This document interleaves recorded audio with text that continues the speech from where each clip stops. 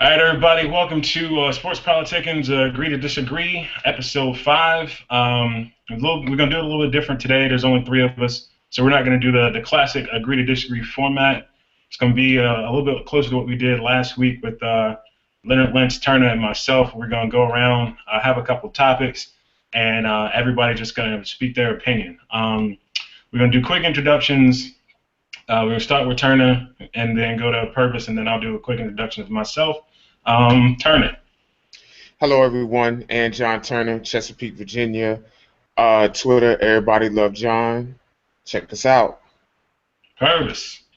What's up, guys? Perfect Purvis. You can follow me on Twitter at Perfect Purvis. Yeah, let's go. And I'm Alan Hinton, once again from Chesapeake, Virginia, in Wilmington, North Carolina. My Twitter is aflash79. Follow the group on Twitter at sportspoliticen. It's pretty much how it's spelled, with E-N at the end instead of I-N. If you were like me, would have spelled it with an I. We're also on Facebook, same name. So if you want to follow us, get at us, get with us. That's about it. So we're going to jump right into it. Turner's going to talk a little bit about his thoughts on the NFL and players today. Turner, if you want to start us off. All right. So there's been a groundswell of vitriol towards Sam Bradford when he was upset that they brought in another quarterback and he was told that he was the starter. And a lot of people were saying that he was scared. A lot of people were calling him all kinds of names, saying that, it's competition. You need to be able to play through this competition. And I looked at that, and the football culture breeds that. So to a certain extent, I understand. But if you're a football player and somebody and the coach tells you and they bring you in and they say you're going to be the starter, and they tell you that, they sign you to a contract that kind of indicates that you're going to be a starter. But then they bring someone else in, someone who also has the ability to win the starting job. You look at it and you're like, wait a minute, what's going on here? So a lot of people were saying that Sam Bradford was a punk, and I disagree with that. I don't think that NFL players are scared of competition. I think all NFL players want to be able to pull their weight for sure. I just don't like the fact that if you're told something and then they go back on it by bringing in someone else, you rightfully should be upset about that. Alan, you can understand this for sure as a Redskins fan. Y'all had this right in your backyard with RG3 and Kirk. RG was a top pick in the draft right after Luck, number 2. So then Kirk picked in the 4th round. Some people raised their eyebrows at that point. RG went to have one of the best rookie seasons for a quarterback in recent memory. He was dominant. But then during the season, Mike Shanahan was throwing hints Kirk's a starting quarterback, not really supporting RG, but more throwing his support behind Kirk. And then RG gets hurt in the playoff game. And then there's a groundswell for Kirk, where he was drafted in the 4th round. And at this point, people saying that he's just as good as RG. And there are other factors that I won't even touch because I feel like we all know what those factors are. But a lot of that could have been alleviated if RG would have been the man from the beginning, or the organization would have publicly supported him as the man. That's a case of competition. You pick RG to be the starter, but you don't ever have his back 100%. And now look, RG3 is vilified, a stunning fall from grace, and now Kirk Cousins is the quarterback of the Washington Redskins. I understand that people shouldn't lose their job for injury, but that's where the competition part comes in. If you say that I'm the starter and I've been playing well enough to be the starter, why should I lose my job because of injury? Sam Bradford is notoriously injury prone, unfortunately, and if he becomes injured, the competition comes in, takes his job, then what? Yeah. I don't feel like it has anything to do with competition at all. I just feel like Sam Bradford rightly was protecting his own interests at that point, and I don't blame him one bit for that. Purvis, what you got to say, man? I I agree with you, Turner. As hard as it is to do that Oh, sometimes. look. Um, That's why we need the signs today, man. I would love to see you hold that sign up saying agree for that. I, I mean, honestly, I agree with what you said. Like, are players afraid of competition? No, they're competitors. They competed to get there. I think in the NFL, it's a little bit different situation. People constantly think, oh, well, the best person should play. That's really not the case. You can ask anybody who's ever made it to the NFL, anybody who's ever tried and didn't make it. There's a lot of outside factors. With Sam Bradford, you got traded to this team to be the starter, not to compete to be the starter. Exactly. And to bring in, it's different when a team drafts your position in the third or fourth round. Okay, they're saying, we know you got a couple good years left. We want you to groom somebody. But when they go first round at your position, they're saying you're out. There's no competition. They're saying you're out. You're either out first game or halfway through the season, but you're out. And the thing is, he came to that team to be the guy, not to be the guy to compete. They didn't trade him and Nick Foles so that they could both go and sit on the bench. Crazy thing is, those two who were both traded from the Rams and the Eagles both ended up getting their jobs put on the line the next year. Yeah. And that's because they didn't perform to the level that they were expected. But that happens. But there's a difference when you give a guy 1 year and then say, you know what, we're going to go with somebody who has no resume, and we're going to make you compete against them. It's kind of a slap in the face. And if you know anything about the NFL players, veterans don't like to be slapped in the face by the organization they play for. That's what happens with a lot of these contract disputes with veteran players and all-pro players. I know Sam Bradford isn't all-pro or anything like that, but he is a veteran. He has put in his time. He shouldn't have to compete for a job that is his. There's a difference if he was just now getting traded that draft pick. Okay, you compete. That's what you have to do. But he's the heir apparent. It's his team. It's supposed to be his team. It's the NFL. These teams are treating players like they're pieces of meat, and that's where the dysfunction is. It's not a competition issue. It's more of a disrespect from the organizations to the players. That's going to be an NFLPA type issue. Like, that's why these quarterbacks who are getting signed are getting paid way too much money. Because, shoot, next year y'all might draft a quarterback and put him on the bench. You might as well be worth it so that you have to play him. Sam Bradford didn't have that luxury to sign a big contract because of his injuries. So now they felt that they could still sign a first-round draft pick and have him on the roster. It's just a bad situation for him. I definitely hear that.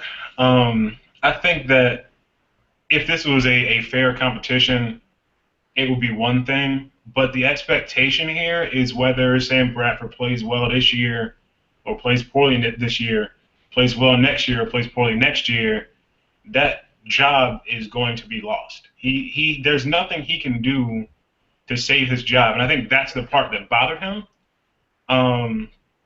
But to be honest, I'm not a big fan of that. I mean, it sucks, but the reality is you've got a contract, you got an obligation to go out there and play your ass off and either force the team to trade you or trade him. Don't sell yourself low, which, in my opinion, is what he would have done had he been traded this summer. He didn't play spectacularly last year, and he's playing under a new regime right now, so no one knows what he could do. Asking for a trade right now, there's so many unknowns for any other team, as opposed to if you stick around for this year or next year or both, or the length of the contract, and just ball out under this new system. If you show, you know the question marks about Sam Bradford. Most guys that have been in the league as long as he has know their question marks, know what they need to work on. If he came out this year, played it out, played well, stayed healthy, his value would be so much higher next year.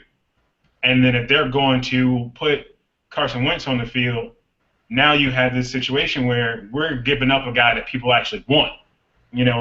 It turns more into a thing of we can trade this guy because this guy's ready to play, but you also have that time where you don't have to rush your quarterback onto the field because Sam Bradford's playing well. But right now, You've seen him play in 2 systems. He hasn't looked spectacular. He hasn't been healthy.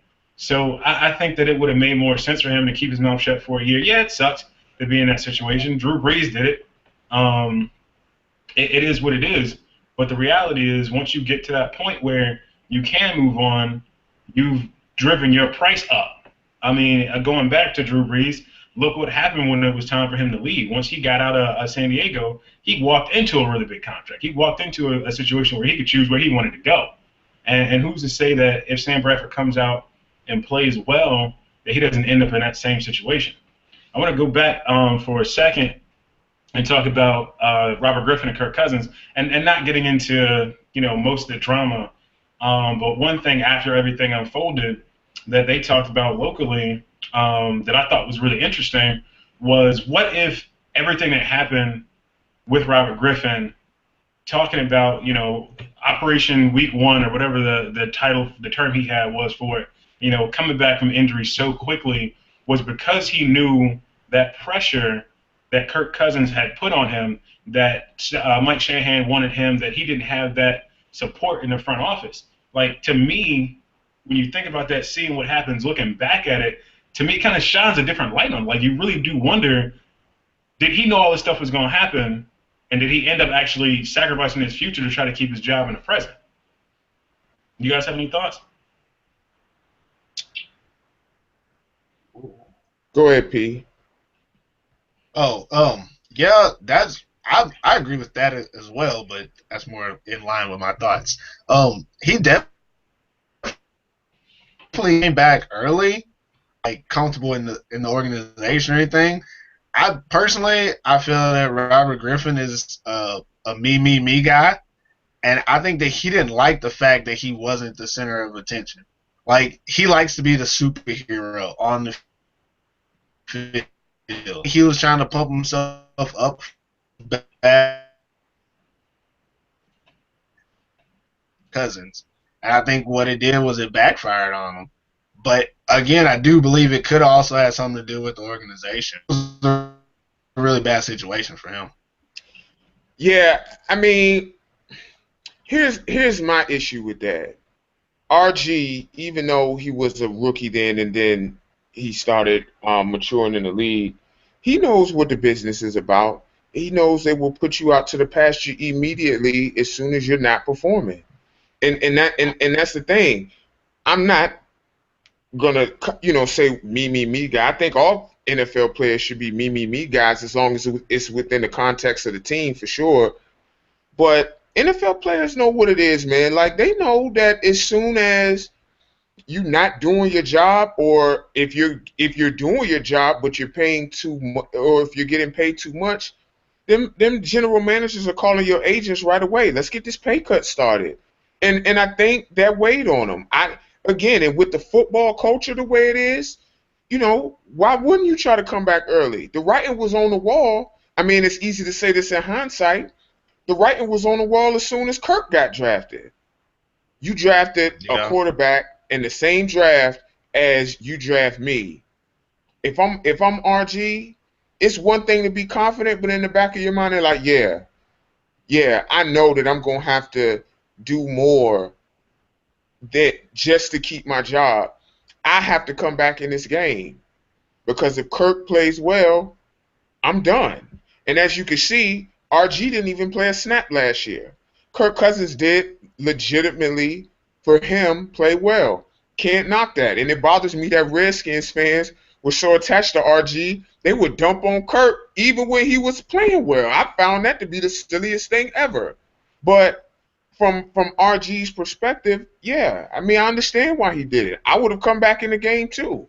Absolutely. Because I don't want to lose my job. You only get a limited window to make this amount of money.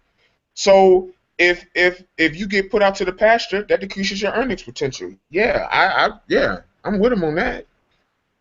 It can be argued that in doing so, he cost himself more money than he saved himself, because there's no telling, what this situation in Cleveland's going to turn into if he's, able to get back to the form that he had as a rookie, or whatever the case may be. I mean, Cleveland's a team that needs it if he ends up being good, and if he doesn't, that I'm not going to say it'll be his last spot. I've heard some people say this is it for him if he doesn't work out. I don't think that's going to be the case because he's too good of an athlete. He's got too much talent for somebody else to not bring him in. But there's a legitimate chance that in doing that, and I do agree with what you said about a guy having to be me to a certain extent, even though I am still kind of old school and that I'd rather guys sacrifice for the team. There's a good chance that in taking that calculated risk that he may have hurt himself long term. And sometimes you have to be me enough to know that, I can keep myself healthy, live to fight another day, and fight to get my spot back if need be. And he never gave himself that opportunity. But after what happened in Washington, why would he have faith in another organization that he will have a fair chance to earn his spot back? That's what I mean. Like, at what point do you look at it and say, when I may not be able to get my spot back? Well, I think you got to look at RG3 and realize he's a smart guy. And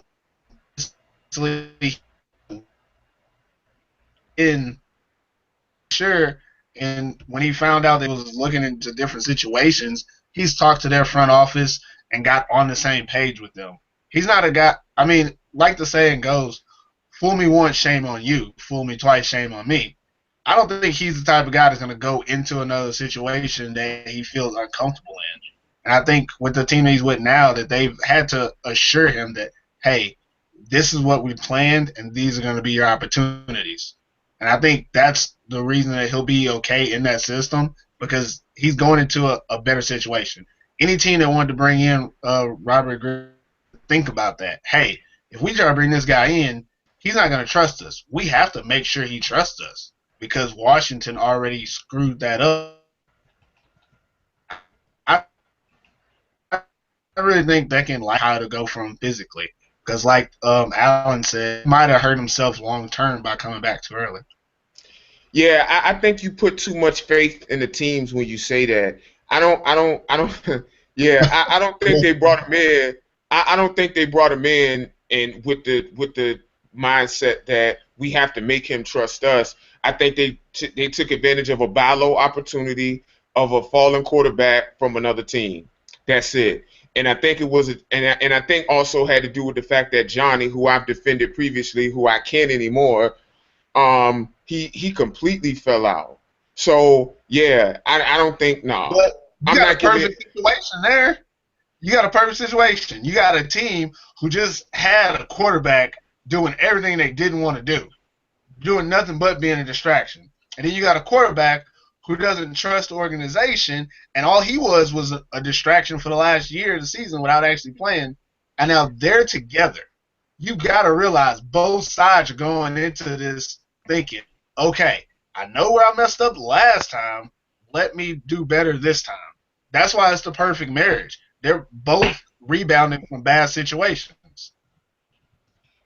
Yeah, but I'm not gonna give credit to an NFL team for it. They gonna give credit to. Okay, I get it. Good thing ain't no agree disagree. Huh? Yeah, I just can't. Like they've shown too many times historically that they're too cutthroat, and I feel like they would just look, and that's within their right to be to look for a buy low opportunity on a quarterback who's still young enough to have that potential of what he showed in 2012. I'm not mad at them for that. I'm just not gonna give him credit and saying, oh yeah, well we have to make him trust us. I think Hugh Jackson may try to establish that trust because, his job is tied to some extent to how well RG3 does, but the organization, no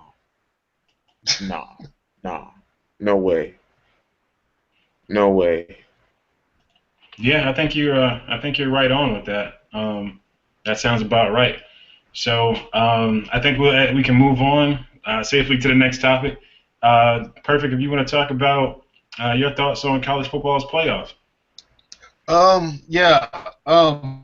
With the college football playoffs, I think it's awesome that they finally went to the playoff system. But I think just like anyone who's watching college football, that they're going to have to expand it. With it only being 4 teams and then there being 5 power conferences, somebody's always left out, and then you get this whole bickering and stuff going on. And there's a lot of teams who aren't even in the Power 5 who almost have no chance of getting in now. My suggestion for what they should do is I think they should have all Power 5 conference champions into the playoffs. I think that there should be 5 power champions plus 1 at large from the Power 5 conferences. And then that leaves you at what, 6 teams.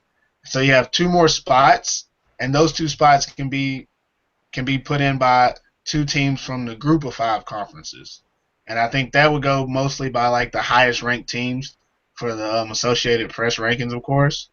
I think this would work because I think it would put a bigger emphasis on actually winning in your conference, which would kind of bring together the conferences. Right now, you basically have the SEC and a lot of other conferences. The SEC is saying that their conference is so hard, it's hard to get into bowls and get to the playoffs. All these other conferences are saying, well, we're playing people outside of our conference to strengthen our schedule. I think if you put more emphasis on the conference, it'll actually make for better competition within the conferences and with you having enough teams in the playoffs. Like, okay, so if I have an SEC champion and I have a Big Ten champion, that's great, but who's to say that they've played against the best competition going into it? We don't know because the Big Ten, they have a Big Ten and SEC actually have that alternated scheduling in their conference. So you don't even know if they're playing against the best, but they do have championship games. But there's other conferences like the Big 12 just now got a championship game. It's not going to help them make more money, but it'll make for better competition because with them playing a championship game, now you know that that's the best team in that conference. And if the Power 5 conferences are as strong as they say they are, when you put them in the playoffs, you're going to have actual games instead of blowouts. And with only picking 4 teams, you don't leave any wiggle room for those teams who maybe they're not in a power conference, but they deserve a shot. And I think the difference between like college football and like the NFL is that everybody gets a shot. And right now, with it only being 4 teams, you're taking that little guy away from the shot. All these group of 5 conference teams know that, hey, if we don't go undefeated, we're not getting in that thing. Power 5 teams know that, hey, if I'm in SEC, I can lose a game and still make it to that championship. And I think that's really unfair system-wise, and I think it leads to a lot of backlash from sponsors and boosters and stuff like that.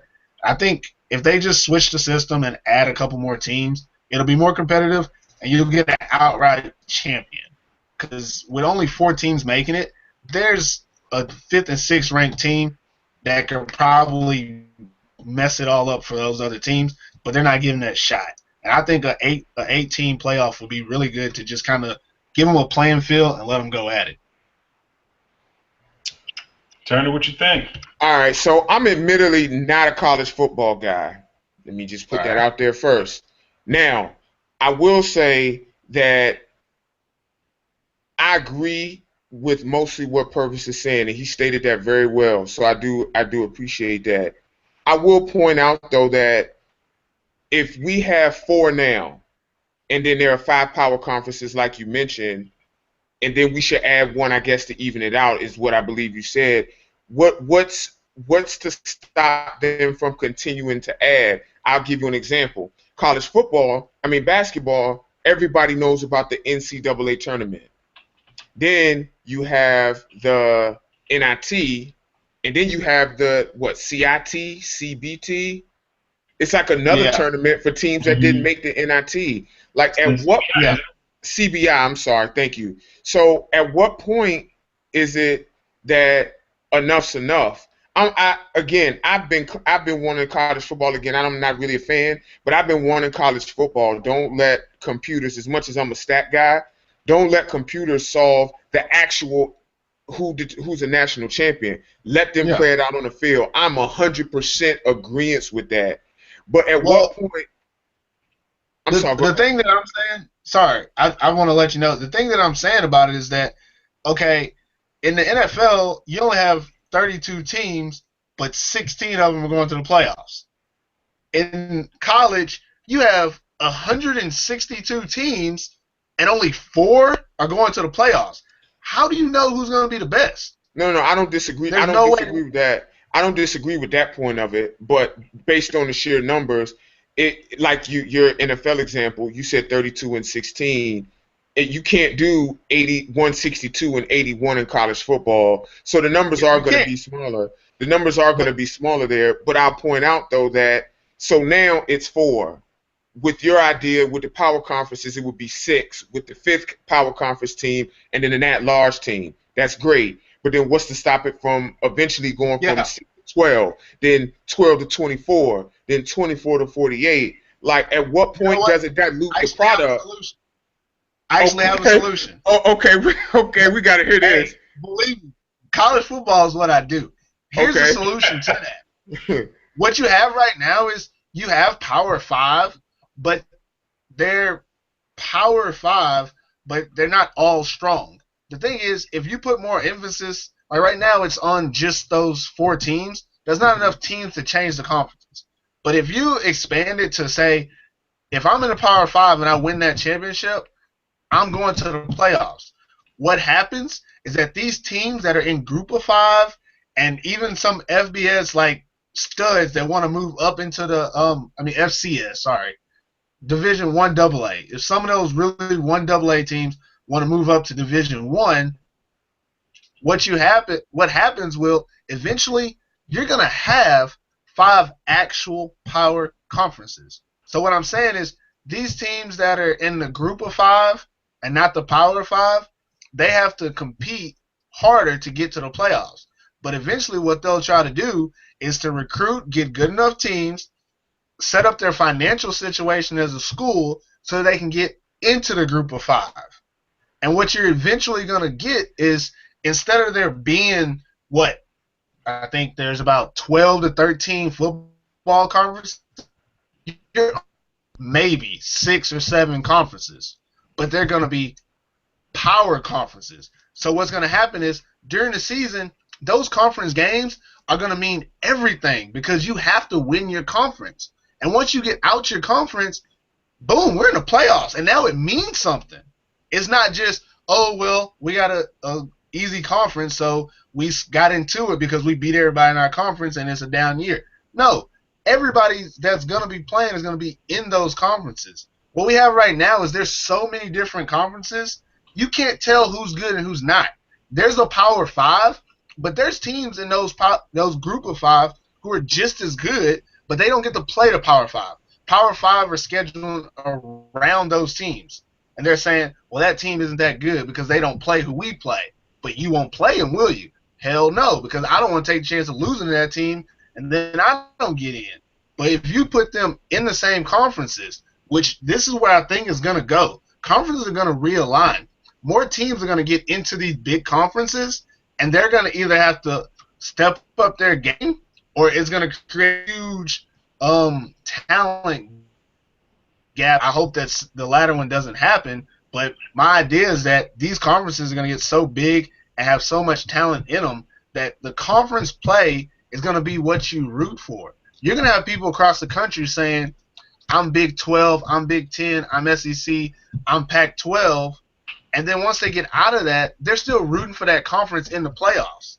Instead of what you have right now where I want to pick, okay, I like this team, they're not SEC, okay, my team's not going to make the playoffs, so now I'm going to jump on a bandwagon with SEC, and there's no real loyalty there.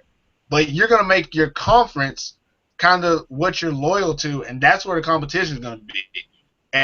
And as a fan, conference isn't that big of an issue, but from a money standpoint, it's going to help all the schools gain more money, and at the end of the day, we all know sports are about money. And I think if the Power 5 can do this, they'll get the competition and the fans to actually be interested and still get that bottom line.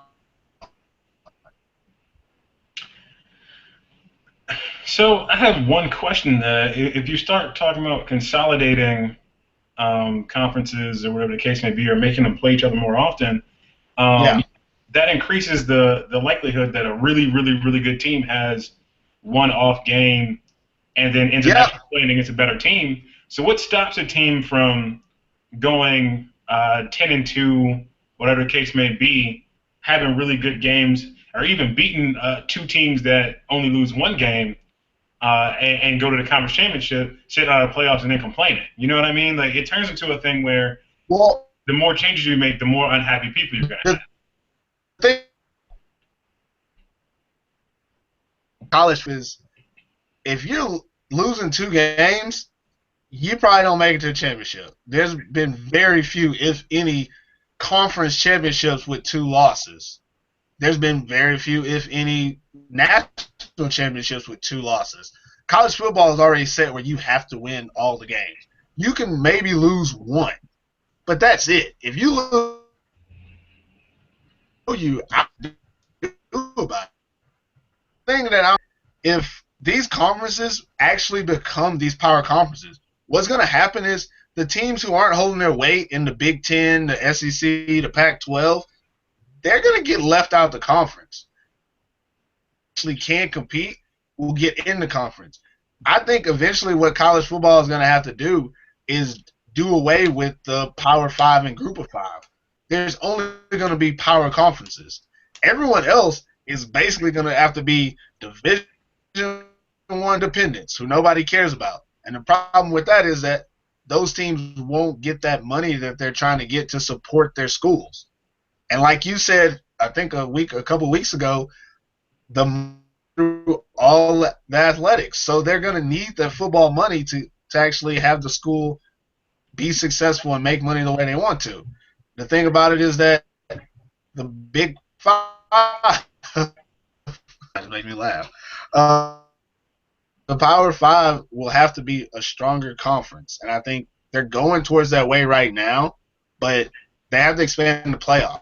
Right now, there's no reason for the Power 5s to add more teams, because right now, if they add more teams, there's more competition, more ways they might not make that 14 playoff.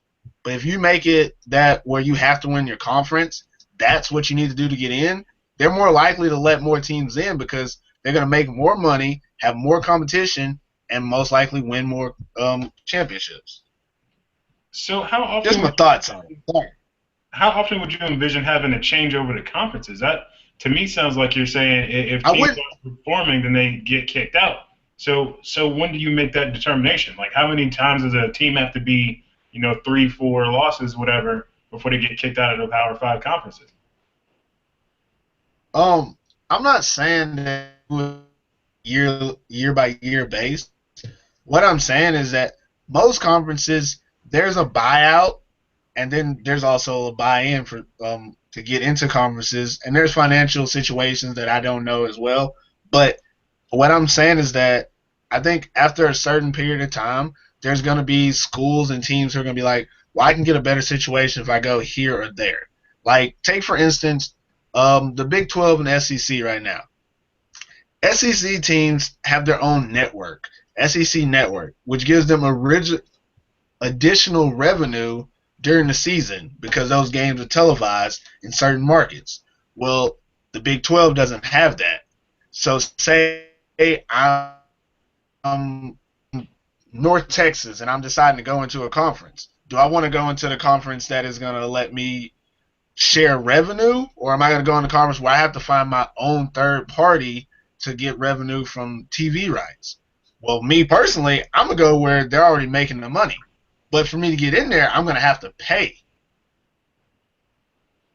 I'm going to have to pay them. So it's going to have to be a financially mutual situation. Now, if it's easier, if I already have what I would say, if I already have the hookup with a third-party TV rights company or something, maybe I just go to the Big 12 because I want a shot at getting in the playoffs. So what I do is I put my school in the best situation for my going to happen. The associate.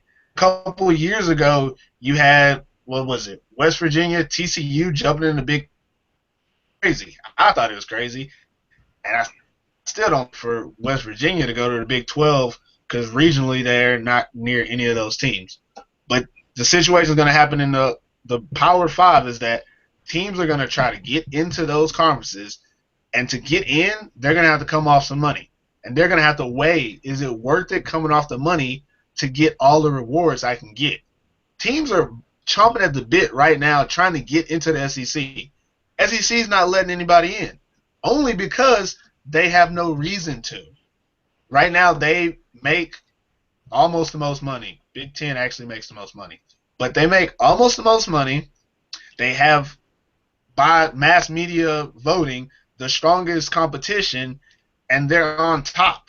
And they know there's only 4 spots to get. Now, if that was to expand to more spots, then maybe they would say, hey, we'll let someone in who can help us keep our competitiveness to a higher level. But as long as it's only 4 spots and the landscape is looking the way it is, they're not going to move. In a couple of years, the other conferences, they're constantly trying to make moves to catch up with them. Once they do, it's going to explode. It's going to go wide open, and it's going to be, where do you want to be? Because when that moment happens, y'all should record this and save it, because when it happens, I want y'all to remember it. When that moment happens, it's going to be an eye-opener to everybody in the nation, like, what just happened? The whole change, they're going to expand it, and you're going to see power shift from certain conferences to different conferences. But it'll be a much better, like, season-long competition. I honestly think that they will end up expanding it for the main reason that you pointed out, that there's 5 power conferences. And right now, actually, last year we had 4 different conferences represented, but the year before you had 2 teams in the SEC, and everybody got pissed off. I think that what's going to end up happening is there's going to be enough noise. I think it'll really be interesting if somehow you end up having a playoff with no SEC teams, because I think that would really push this change. I think that, I don't know if that'll ever happen, because the SEC, as Turner said, is viewed as that conference that dominates the world. But if we get to a point where there's no SEC, or one of the, like you said, Big Ten, one of those conferences that generates the most money is sitting on the outside looking into the playoffs, I think that'll kind of expedite the change. I think that eventually you will end up having an addition, whether it be 6 or 8. I honestly think that 6 will make the most sense. Because of the bowl game setup. Because as it turns out right now, if they do it like they did these, you'd end up pulling away another bowl game and creating that into the playoffs. So you don't want to take away too many bowl games, even though I think there's way too many bowl games as is.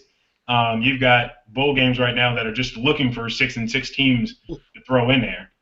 But that's a different conversation. I think that you will end up going to 6, but I think changing the conferences to put more competitive teams in it complicates things a little bit too much.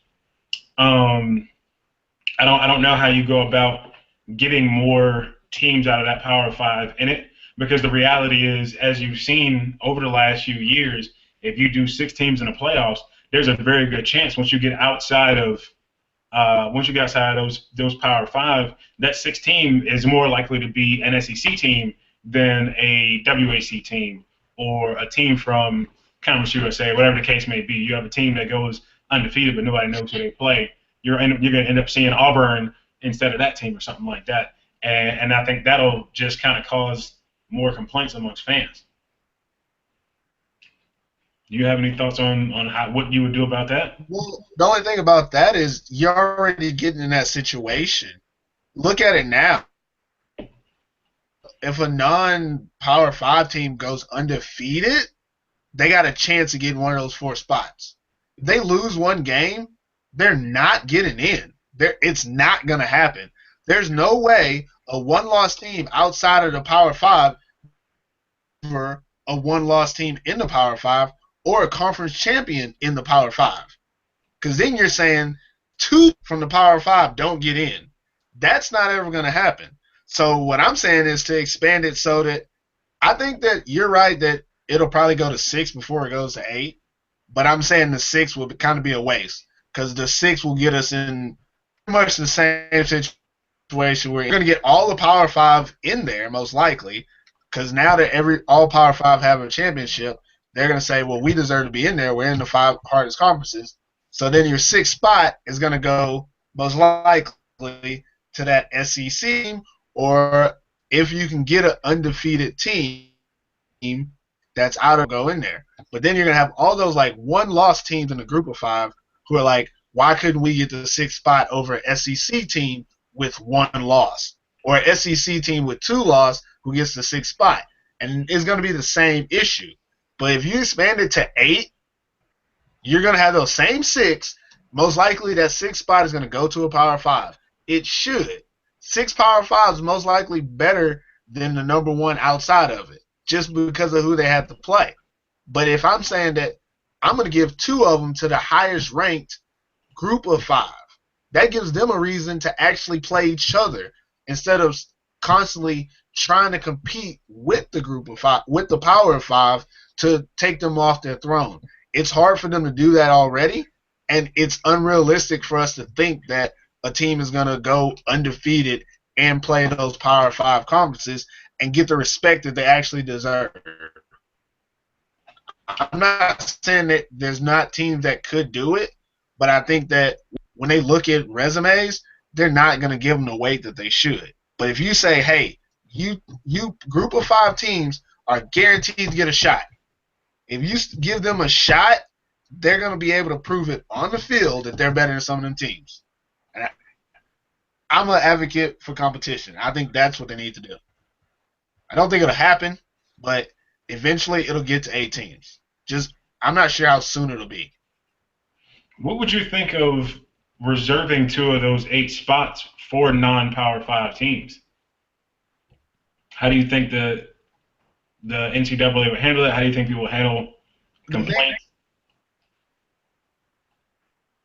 There'll always be complaints wrong with the system. When the BCS first came out, they were doing, you had national championship. I think if you reserve those 2 spots, there's going to be flack from the Power 5 saying, hey, we should have got in there. But I really think there's not a better way to say it than, hey, win your conference and you're in. There's no other way to say it. Win your conference and you're in. And if you don't win your conference, well, shit, it's just luck. That's what you're hoping for, is luck. Those other guys that are not in the Power 5, the group of 5 teams, they still have to win their conference. Shoot, if I was going to do some marketing, win your conference and you're in. Got to do win your conference, and that goes back to what I was saying earlier, that it puts pressure and more excitement around the conferences, and that's where people really get excited. The rivalries inside the conferences. That's what gets people to go to the games. More people go to the games, more money, et cetera, and that's how you get it done. Johnny, you've been quiet for a while. You got anything to add? I think once we get to the point, and y'all have alluded to it, the bottom line is that it's all money based. So both of y'all came up with some brilliant ideas, but college football, the NCAA, is going to do what the money says do. Like I said before, I feel like once we start adding teams, they're not going to be able to stop adding teams until it just gets too diluted. The whole winning the conference thing, P, that's kind of where I had a little bit of an issue, because if I'm not mistaken, the Big 12 doesn't have a conference title game, do they? Or did that change? They actually just voted one. Now they have one. Now they have one. They have one now, but they only have 10 teams. So they're okay, not really okay. set up. But see, every conference, but that's what I mean. Every conference didn't have a title game. So that was a built-in advantage. That was one less game to play, made it easier to go. If you were already part of the big Power 5 conferences, you could just play your schedule or whatever. You don't have to play a conference title game. That's what I'm saying. And you're in. But now, I think the problem with the Power 5 conferences and the small guys who try to get in, it's too much prestige in power conferences, man, for them not to be in one of these big bowl games. It's imagine, and I don't know, do people consider TCU big now? Because I'm aware of TCU, I know about them, but I don't think they're not as big as Alabama and Ohio State, so LSU. So I feel like 2 teams in the Big 12. There's Oklahoma, and then sometimes there's Texas. Outside of that, The Big Yeah, 12, and Texas Texas has doesn't. their own network. Right, they do They're have their own network. Right, yeah. So I mean, recently, obviously, I guess I just feel like the money is going to dictate how it goes with these TV networks and bear with these colleges, man. They're not going to let a Power Five conference not be in one of these bowl games, man. It's too much money lost. So they built the system so you can't say there's collusion against the smaller teams, but you have to work really, really hard if you're a smaller team to get into one of these bowl games, man. And again, I don't want to get on the soapbox, but that's one of the reasons why I don't like college football, because you do have your Cinderella. I don't want to say Cinderella, but you do have your smaller teams who come play tougher schedules and are better than some of these bigger power, the Power Five teams, but they can't come to the dance because they're not big enough. yeah, That they is should get definitely a true. shot. I think they should just get a shot. I'm with you. I'm with you on that. I'm all about just giving everybody a chance. The money's not gonna let that happen, man. You know that. Yeah, Y'all know. Like y'all that's why y'all know that that's not gonna let I that think happen. You I know think that. that more realistically, the system will go to what Alan said with 6 teams, but you're still going to see 6 power conferences. You're going to see Power Five in those 6 spots. I threw out the 8 team idea with guaranteeing the Big Five strictly on a competition base because I think that would be better for the sport. But money wise, you're right. It'll get to 6, and it probably won't expand outside of that. But what's going to happen is those group of 5 conferences, they're going to die out. The money's too much. What you're going to get parity of talent in college football, which is going to make it harder to scout and recruit for the NFL. You're going to dilute your product. I think we're getting to that point now, to be honest. I think that you've got so many guys that you get 1 year of tape out of because they're at some Power Five school sitting behind a 4-star, 5-star athlete that came out the year before them for 2 or 3 years. I would honestly much rather, find some way to spread the talent out. I don't really know that that's possible, but I feel like we're at a point now where it's already getting hard to scout guys because you see so little of dudes on a yearly basis, just based off where they play because everybody wants to play on the same teams. Yeah, but you also think of it for longevity. You don't want a running back who's been running the ball for 4 years. Look at Monty Ball. He came to the league. He'd been playing running back for 4 years at Wisconsin. Shoot, he ain't had no more legs by the time he got to the league. He was a little bit overweight as well, but his body was done. 4 years of being a ball carrier, that's not what you want. I mean, I know it changes on certain positions, but what's going on now in those Power 5 conferences, they're breeding them. They're saying, hey, if you're next man up, you're going to be all right. Just wait till your turn.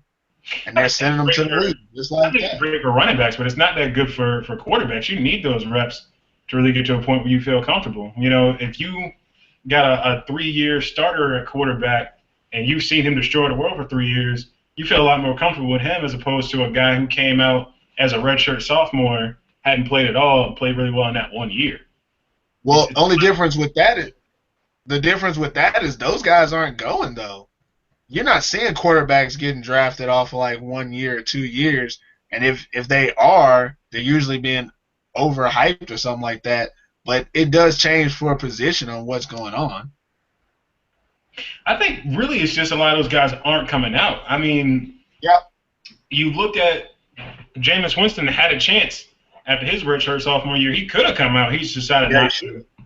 And then I just drew a blank on his first name, but the big quarterback from Ohio State that Cardell. I Cardell. think of his first Cardell name. Jones. But same thing. After his redshirt sophomore year, he had a chance to come out and decided to stay in school. But what would you have done as a talent evaluator, as an NFL scout, after that 3-game stretch where he looked great? If he'd have said, you know what, cool, I'm going pro, what would you have done? You only had 3 games to go off of. Do you not draft him at all, or what do you do? Because no team. Yeah, that's a hard situation. No team wants to be the team that pass on this guy because he only played 3 games. When 15 years later you're talking about him going to the Hall of Fame. True that. That is a tough situation. Yeah. Well, that's also the thing with the football itself is that it's not a sport where you can say, like, basketball, you're going to play 20 to 30 games every year, and you're going to get to see that many games. Football, if you're lucky, you're going to get to see, 13 games a season from somebody if they play for 3 years straight. That's 30, I don't know the math, 39 games tops. That's what you're hoping for. But in reality, you got to be realistic. Some of these 18, 19-year-old kids aren't ready to even play in those college games yet. So once they actually get on the field, you're looking at, okay, I seen him play 18 games. Now, did I see him play 18 games when he was stepping into his prime, when he was maturing into the role? Or did I see him play 18 games as he found out he wasn't what I thought he was? That's what these scouts have to determine is this kid going to continue to develop, or have I seen everything he has and he was in, or is it him as a player that he can actually progress to NFL? But that's, man, gotta work. That's a tough Yeah. thing to figure out, though. You know, it really makes tough. scouting the important positions really hard to me. Last quick topic. Trying not to take too much time because we don't have a lot of time left. But the topic that I was going to talk about is Thon Maker, 10th pick in the draft. For anybody who doesn't know, he's been lived in Sudan, escaped Sudan at 6, moved to Australia until he was 14, and then moved to America. And then at 17, left America and went to Canada and played high school basketball for 2 years. He was the 10th pick in the draft by the Milwaukee Bucks. A lot of people felt like that was too early, and I agree. Some people, though, thought that he should have been a second-round pick. They didn't think that he was worth the first-round pick at all. And that is where I disagree, and that is what my topic was going to be, is that Thon Maker really was a first-round talent. Yeah, it's a little weird at this point that you haven't had guys come out of high school in a very long time now, so it seems like higher risk to draft a guy out of high school, especially because of the fact that it shouldn't be even possible. And I think that the NBA is going to have to make some kind of changes to that so it doesn't happen again. But you're talking about a kid who is every bit a 7'1", and probably the most gifted athlete that you've seen in a very long time. He had a standing and max vertical better than both Dwight Howard and DeAndre Jordan, who are considered to be, the top athletes at center right now. And he's going to end up probably playing on the perimeter for his couple years because he's 225. Also, he is 225, so he's heavier than he was a year ago, which shows he still has the ability to gain some weight. Even if he doesn't get to 245 or 250, he's still physically going to be strong enough, I think, to play on the wing or at power forward, even as kind of the stretch guy, which you're seeing a lot more of these days. He's pretty much everything that you saw in those mixtape videos, even though they were overstated because he's a 7-footer dribbling against high school kids. Every talent you saw there, he actually has. He has the ability to dribble. He has the ability to shoot the three. He has the ability to make passes in transition. So for his first couple of years, even if he's not playing 30 minutes a game, if you're talking about a 7'1" athlete playing small forward, he's going to be a matchup nightmare. He's already a very good help side shot blocker defender. He's got the ability. He's shown to again, it's against high schoolers, but he's shown the ability to come out in the perimeter and guard smaller players. The athleticism thing is going to level out a little bit as he goes pro, but he ran faster 3-cone drills than certain guards. He beat out Denzel Valentine and Malachi Richardson, who were both first-round picks. Granted, they were drafted after him, but first-round picks regardless. He beat both of those guys out in 3-cone drills. So he's fast enough, athletic enough, where he can hold his own on the perimeter until he gains weight, and you really decide whether you want to play him at power forward or just leave him as a really tall 3. It's not going to be a situation where you talk about with a lot of longer guys where you put him at the 3 and he's physically overmatched. He's going to be able to guard and hold his own against pretty much every small forward, not named LeBron James or Paul George, that he goes up against. I don't think that you let that kind of skill and athleticism go into the second round. Should you take him at 10? Probably not, but I think he's a perfect fit for whatever the hell it is that Milwaukee's doing. I can't put a name to it, but I can kind of see where they're going. They like length, they like athleticism. He has both. He's got a 9'3" standing reach. That's pretty good. I think Milwaukee was a perfect fit for him. I don't think that they were able to trade back because I think so many people knew they wanted him. So it was one of those situations where you had to take him at 10. I still think that was a little bit early, but I definitely think he was a first-round talent. Turner, I think you went first, so you're going to go first. Your thoughts on this? So the scouting consensus on Don Monker is a bit all over the place. Mm-hmm. I think that a lot of the confusion is because people saw the mixtapes against overmatched high schoolers and was thinking like, okay, this guy's the real deal. But then he gets into tournaments and scrimmages against the more competition that are facing the NBA, and he didn't look as good. That's natural. The skills and the talents are there. He can handle. He can shoot. He's a very good athlete for his size. His rim running is really good. He changes ends quickly. The issue that I have, I actually don't think that he'll be able to defend threes. I think not on a full-time basis.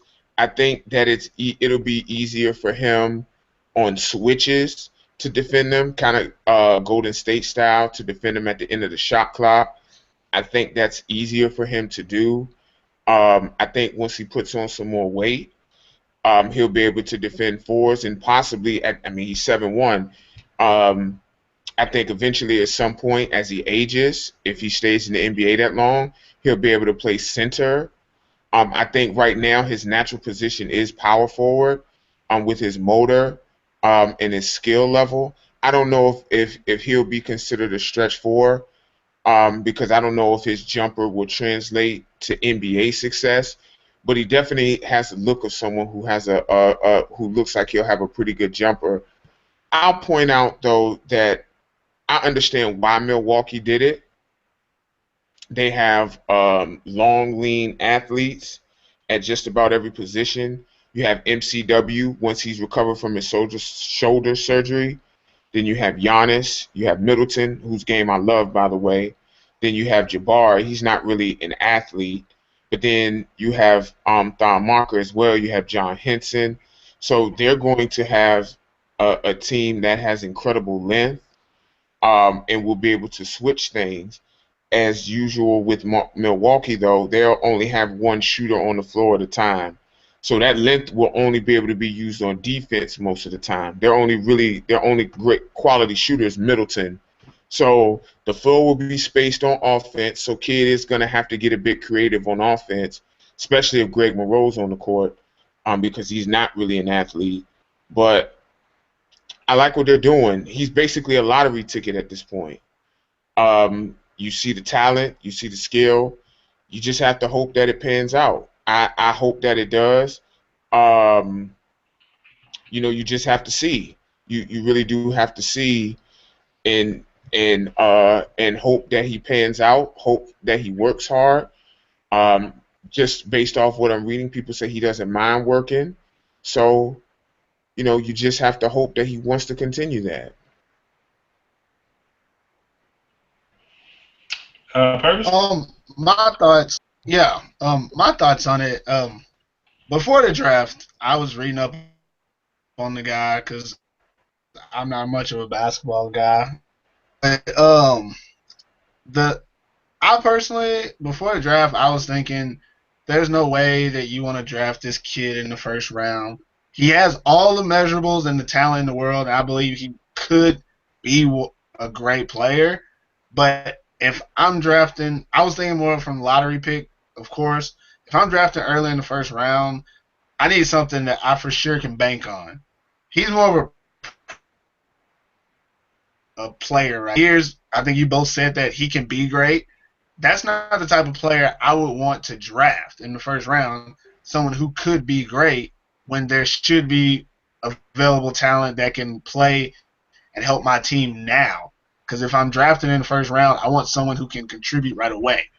But after seeing the draft and seeing that 13 foreign players were drafted in the first round. Obviously, scouting is not easy to do in NBA because if we're picking these foreign players and also picking these one and done players to go in the first round, you got a system that's broken and you can't tell what you're getting.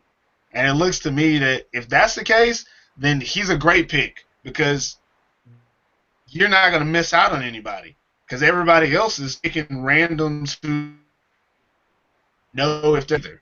And if yeah, I'm going with this guy because he has the potential. The sky's the limit. He could be the next whatever you want to call him. But in my opinion, I don't think that he's a first round talent. Like right now, I'm gonna draft him because I know he's gonna help my team.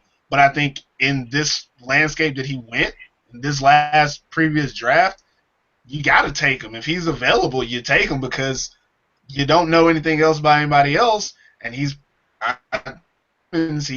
probably the best you got. That hey, he could be what I need on my team.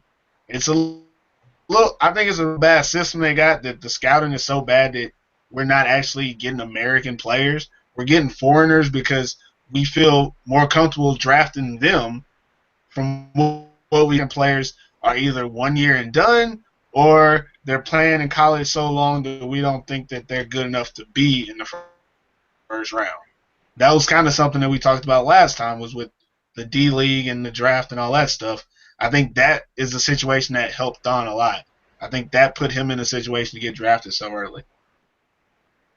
I think it's really interesting what's happening with the NBA draft right now. A couple years ago, you were starting to see European guys shifted to the second round because it seemed like less and less of them were coming over. There was so much uncertainty about whether or not it was worth using a first-round pick on a guy you wouldn't see for a couple years. And now it seems like we're kind of going the opposite. You got more and more American players asking to be drafted in the second round and stashed, not coming out and playing immediately. The Thunder even did that last year with a first-round pick of theirs, where it seems like for some reason the draft is now switched. And I'm interested to see. I think that 13 internationals this year is kind of going to end up being the norm for the next couple of years unless we see another shift. And the success of Porzingis is going to kind of expedite that. Every year we come in, we have one of those handful of European guys actually come over and then actually have success. You're going to look more and more to Europe. And especially now as the league gets more and more into stretch fours and small ball, a lot of these European guys that got drafted yesterday or 2 days ago are all shooters. Even the big ones, with the exception of the 2 or 3 guys who are 260, 270 plus. Most of the guys that got drafted are shooters. Dragan Bender is 7'1". He's a shooter. Don Maker has the ability to shoot. There's the list goes on. As you look around, most of those guys can shoot. You don't have a lot of bigs in America that are coming in and have that shooting ability, so they're more valuable these days. But I don't know if that's necessarily a good thing. You know what I mean? But it also forces American-born players to come in and continue to find ways to prove themselves, even after being drafted in the second round or going undrafted. You had some guys that went undrafted who were pretty, not big names, but recognizable names. Alex Poitras is a guy that anybody who watched Kentucky over the last 4 years had seen. He didn't get drafted. I don't know if he had a shot to get drafted regardless, but all these Europeans getting drafted didn't help him any. I think in the case of Poitras, though, his ACL injury, and he was always a guy who was more of a hustle energy guy, not really a skill guy. So, and he got lost in the shuffle of all the Kentucky prospects. So, I think he can carve himself out if he's fully recovered from his ACL, and at this point he should be. In the case of the draft, though, I think a lot of the international players being drafted. It's been here's your word, P, a groundswell of that. Recently, back a while ago. But I think a lot of it just has to do with the intrigue. Like I take Dante Exum. Dante Exum is a tremendous athlete and a great ball handler. But when all you put out is highlights of what you see, we as Americans become intrigued. It's difficult to get over there and actually scout much. And he does come and he does expose himself to some of the American things too. But when you see just mostly good in somebody and then they stop, you become more intrigued with them. Like you brought up Bender. I'm a big Bender fan. And he's different from Porzingis in the fact that Porzingis can shoot, but Bender is more of a playmaker, passer, can put the ball on the floor a little bit better. But a lot of that is because people aren't going to see him as much.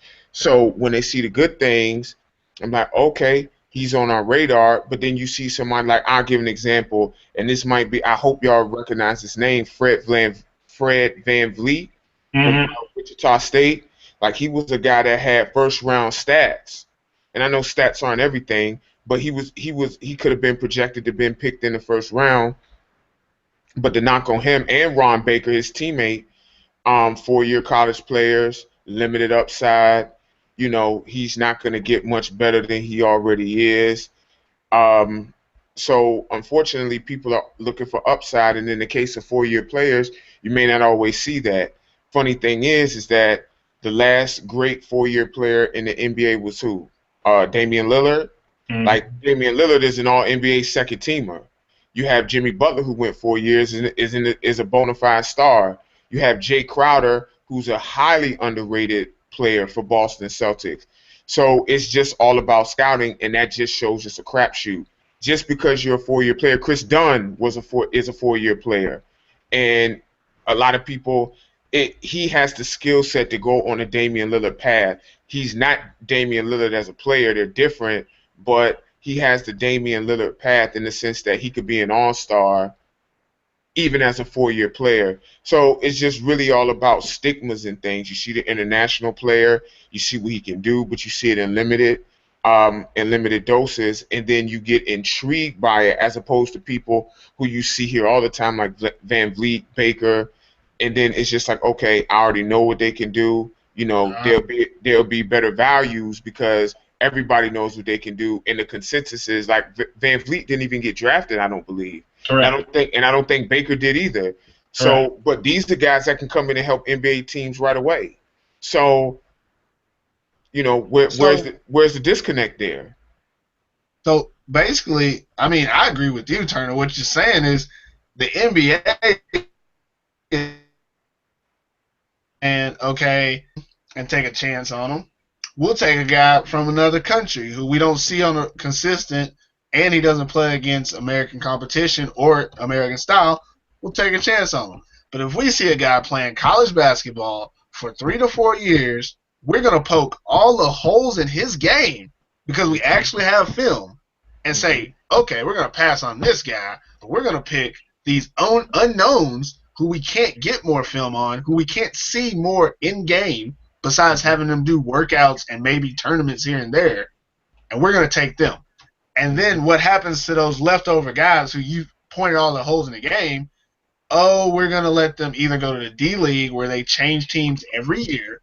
D-League does a draft every year. So you're never like on the same team, even though you're associated with an NBA team, which means there's no development happening there. And what usually happens is the guys go there for a year. They don't get picked up in that year. They don't make it back to that draft the next year because the same amount of players are now coming that weren't drafted. We've hit on it, and I think it's an issue that needs to be addressed somewhere. The NBA needs to fix their system. Their non-professional system is broken.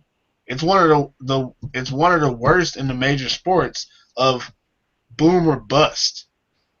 You see it all the time in the NBA. It's always boom or bust. You might get a great player or you get a nothing. You rarely see that, okay, he's a good, solid player. Most of those players are players who have to come up from some other way or some weird route. But you rarely see a guy say, hey, I'm going to go to college. I'm going to learn from this coach. I'm going to stay there 4 years, go to the NBA. I'm going to learn from this coach. I'm going to develop in this system, and I'm going to become a team. That's not a story you ever see in the NBA. It's just not one. There might be a few outliers who actually happen, but that's not a recipe for success. That's not a recipe for any team. Teams are saying, I want the best player. Oh, that didn't work. Okay, we'll wait until the next best player, and we hope that he's good. And it's kind of ridiculous because you're in a system where you're getting players who could actually help you, but you're bypassing them on hopes that you get the next great thing. I mean, I don't like it. It sounds like gambling. I don't like it. I don't know if I agree with that, and I'm just taking a look right now at the 2012 NBA draft. I went back 4 years because I feel like that's enough to make assessments about that draft. Okay. So Anthony Davis was one. Obviously, like, he's been great, even though he was injured last year. He's been tremendous. Damian Lillard was a 4-year senior. He was picked 6. He's second team All NBA. Dre Drummond, Allen's favorite player. He was 1 or 2 years, Allen? I believe it was 1 year. Okay, so he was in the same boat as Davis. But then you have somebody like Draymond Green, who was picked 35th. He was a 4-year guy, and he's arguably the best player out of all of them. I mentioned Jay Crowder.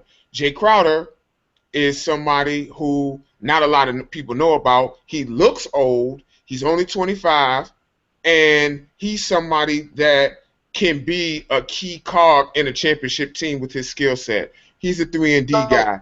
So, why I mean, aren't these guys being drafted? That's my question, really, is that you're giving great examples of players who can do it that way, but why is that not the system? Why are these teams taking all these risks on players they don't know? But I think it's because of the systems. Really evaluate. I think it's a matter of the systems that they're in. Like, I'll give you Chris Middleton as an example. He's one of my very favorite players in the league. I love his game. OKC would have definitely beaten, I don't want to say definitely, but would have beaten Golden State, in my opinion, if they had him. He's a true 3-and-D guy, really good on D, outstanding 3-point shooter. Somebody who I think, don't take this the wrong way, Allen, I think it could be better than Jimmy Butler if he works on his shot creation, because his 3-ball is better. But he wasn't like that in Detroit.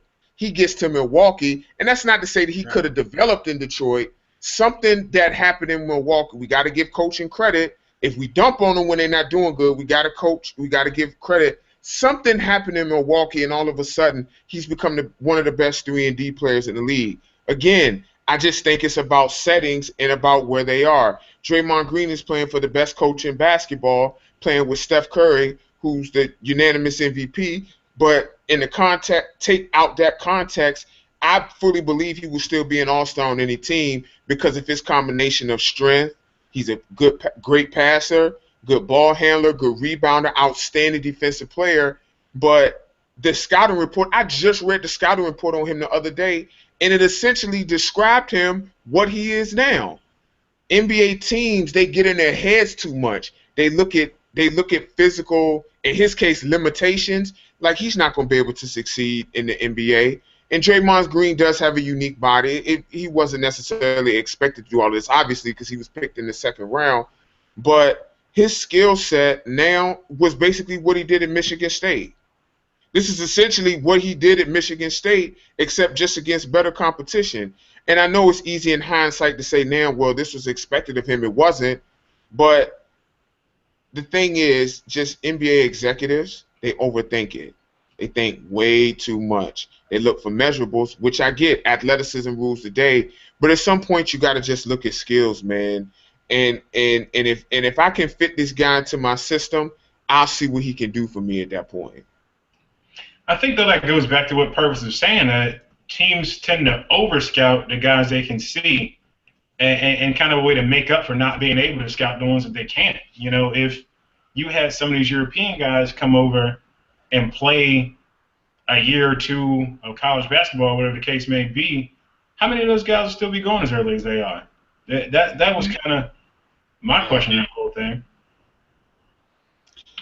I mean, I don't disagree with what you're saying, but everybody's looking for, not every GM is in a position to draft the best player available, per se. Or in a sense, they're not in they have to draft for upside most of the time, well, not most of the time, but they're trying to draft the next gem. And instead of trying to hit home runs all the time, sometimes you have to hit singles and doubles.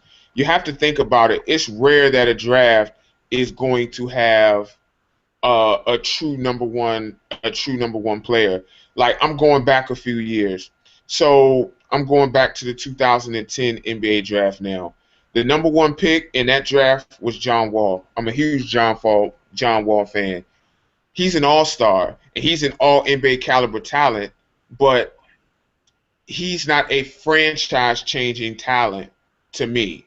He's not a franchise-changing talent. That's not a knock on him, for sure. He's not in the Anthony Davis, LeBron, Kareem Abdul-Jabbar, and of course that's high praise or whatnot, but that's what the GMs are looking for. Then you look at the 2011 draft. The number one pick that year was Kyrie. Again, you're not going to always get the home run. I think if GMs focus more on hitting singles and doubles and triples instead of trying to hit home runs all the time, I think we will see teams built a little bit better. You have to think about building incrementally. Like I read online a lot where people say, like, I'll give you an example of Toronto. What can Toronto do in the draft to pass Cleveland? And if they don't do anything in the draft to pass Cleveland, they're a failure. I'm like, wait a minute. Cleveland just won the NBA championship. They have the best player in basketball. It's nothing that you're going to do. You have to build just in case LeBron gets injured or Kyrie and Kevin Love get injured again. You have to build incrementally. You can't always hit home runs. And I think that mentality has permeated through NBA front offices. And that's why I think you have a lot of people drafting foreign players that they barely see. I really think that's why. Good points. Yeah, I can see that. I think we're way over time at this point, so we gotta close it out. I did want to try to get some time in for one more topic, but I don't know if we got that kind of time. So we gonna wrap it up. You guys got anything you want to say? Oh, I do got one thing to say. We had the NBA. We had the NBA draft. There also was the NHL draft. And as a recent resident of Finland, just shout out to my new country. 3 of the top 5 draft picks in the NHL draft were from Suomi. That's Finland in Finnish. So shout out to Suomi. That's it. Awesome. Shout out to wherever that is, whatever you just said, Suomi or something like that. It's Finland. Word up. Peace to Finland. We can go ahead and close it out. Thank everybody for viewing. Like I said earlier, follow us on Twitter. Follow us on Facebook. Catch us any way you want to. Catch us on YouTube. Look at the old episodes. Thank you to anybody that watched. Thank you to anybody who's going to watch. And hope to see you guys next week.